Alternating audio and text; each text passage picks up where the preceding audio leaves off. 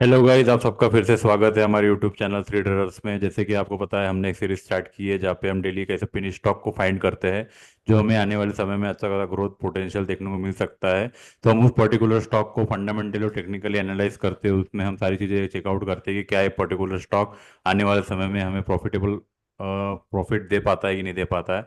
तो इसी सीरीज का आज का स्टॉक रहेगा, 28वां स्टॉक रहेगा। और पर्टिकुलरली इस सीरीज में हमने कई सारे स्टॉक ऑलरेडी डिस्कस कर चुके हैं, तो आप भी एक बार चेकआउट करिएगा और अपने एंड से उस चीज़ को एनालाइज करके आपके एंड से इन्वेस्टमेंट प्लान करिएगा।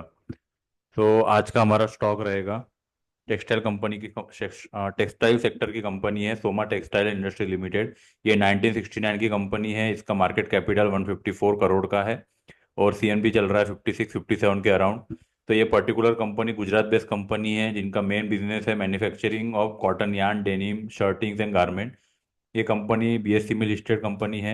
और जिस हिसाब से सेक्टर चल रहा है, पर्टिकुलर सेक्टर का जिस हिसाब से बूमिंग है, तो ये सेक्टर भी काफ़ी हद तक हमें आने वाले समय में अच्छा खासा प्रॉफिट देने की क्षमता रखता है। तो आप एक बार इसको चेकआउट करिएगा, अपने एंड से उस चीज़ को एनालाइज करिए। और जो भी रेशियोज हम यहाँ पे बता रहे हैं कम्प्लीटली एजुकेशनल पर्पज़ के हिसाब से बता रहे हैं, तो आप उस चीज़ को भी ध्यान रख के अपने एंड से एनालाइज करके बाद में ही यहाँ पे इन्वेस्टमेंट प्लान करिएगा। तो हम इसका फंडामेंटल चेक करते हो, साथ ही साथ टेक्निकल भी एक बार चेकआउट कर लेंगे। तो सबसे पहले हम फंडामेंटल रेशियोज पे आते हैं। तो फंडामेंटल रेशियोज में सबसे इंपॉर्टेंट होता है बुक वैल्यू यहाँ पे 111 की है। फेस वैल्यू यहाँ पे 10 चल रही है। स्टॉक का पी चल रहा है 42 का। सेक्टर का पी है 37 का। तो प्रॉफिट मार्जिन भी 30% के अराउंड है। तो पर्टिकुलर पर्टिकुलर फंडामेंटल रिसोर्स के हिसाब से तो ये इतना बोल सकता हूँ कि मार्केट फिलहाल के लिए तो शायद आने वाले समय में थोड़ा सा डाउन ट्रेंड मुझे देखने को मिल सकता है। लेकिन एक पर्टिकुलर लेवल पे अगर आप इस स्टॉक को बाय करते हो तो कच्चा खासा ग्रोथ पोटेंशियल देने की क्षमता ये पर्टिकुलर स्टॉक और ये पर्टिकुलर सेक्टर आपको देखने को मिल सकता है। प्रमोटर होल्डिंग यहाँ पे 75% है, पब्लिक होल्डिंग 25% है। एफ की होल्डिंग भी काफ़ी कम है, 0.04%। और डी की होल्डिंग यहाँ पे नहीं के बराबर है। तो रेशोज के हिसाब से और जिस हिसाब से इसका स्टॉक का पी चल रहा है और सेक्टर का पी का अगर करता हूँ मैं, तो फिलहाल जो रेट पे मार्केट पे आपको दिख रहा है पर्टिकुलर शेयर, उस शेयर से आपको थोड़ा सा नीचे आने के चांसेस है। एक पर्टिकुलर लेवल पर टेक्निकली अगर आपको लगता है टेक्निकली एक स्ट्रांग सपोर्ट के आसपास अगर पर्टिकुलर स्टॉक को हम लेते हैं, तो हमें अच्छा खासा पोटेंशियल ग्रोथ पोटेंशियल आने वाले समय में मुझे देखने को मिल सकता है पर्टिकुलर सेक्टर में। और जिस हिसाब से पर्टिकुलर सेक्टर बूमिंग में है, इस सेक्टर की जो भी कंपनी है काफ़ी अच्छा ग्रोथ और रिटर्न दे रही है, तो ये स्टॉक भी हमें आने वाले समय में लॉन्ग टर्म के हिसाब से काफ़ी अच्छा ग्रोथ पोटेंशियल देखने को मिल सकता है।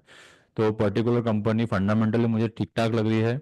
एक बार बस इसको टेक्निकली हम चेकआउट करेंगे और टेक्निकली जहाँ पे मुझे लगता है कि पर्टिकुलर स्टॉक को लेना चाहिए, उस पर्टिकुलर लेवल पे अगर आपको ये स्टॉक मिलता है तो आप 100% इन्वेस्टमेंट अपना प्लान कर सकते हो।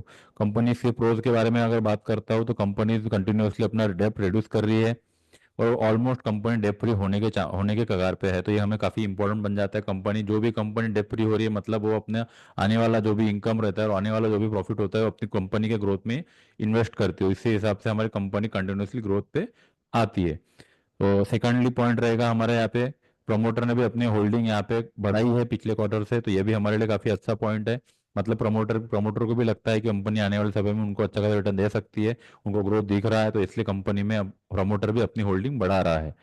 अब कॉन्स की बात तो यही रहेगा, कॉन्स की बात यही रहेगी कि प्रॉफिट कंटिन्यूसली प्रॉफिट अर्न कर रही है लेकिन डिविडेंड नहीं दे पा रही है, तो थोड़ा सा स्लाइड हो जाता है निगेटिव। उतना निगेटिव पॉइंट नहीं है लेकिन हमें थोड़ा देखना पड़ता है।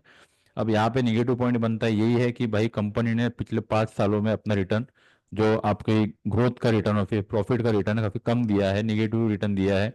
तो बस ये थोड़ा सा स्लाइड निगेटिव पॉइंट है। लेकिन अगर इस पर्टिकुलर स्टॉक को आप अगर लॉन्ग टर्म के हिसाब से होल्ड करते हो, 5 साल 6 साल के हिसाब से अगर इस चीज को होल्ड करते हो, तो आपको अच्छा खासा बहुत पोटेंशियल यहाँ पर्टिकुलर स्टॉक में देखने को मिल सकता है।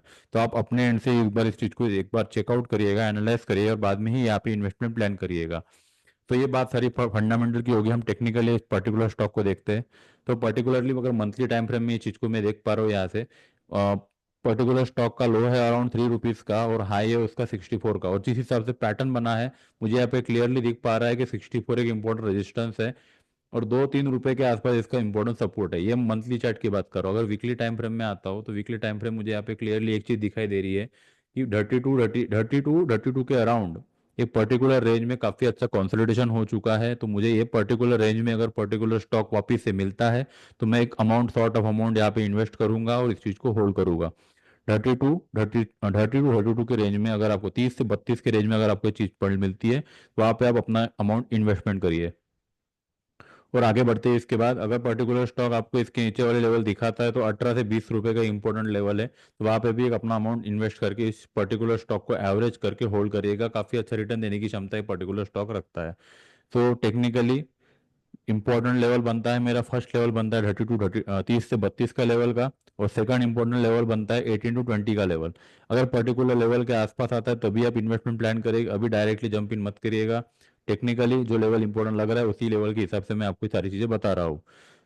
तो उस हिसाब से अगर मैं टारगेट की बात करूँ, सबसे पहले टारगेट मेरा 46.5 का रहेगा, फिर बाद में सेकंड टारगेट 57 का, थर्ड टारगेट 64 का जो उसका ऑल टाइम हाई है।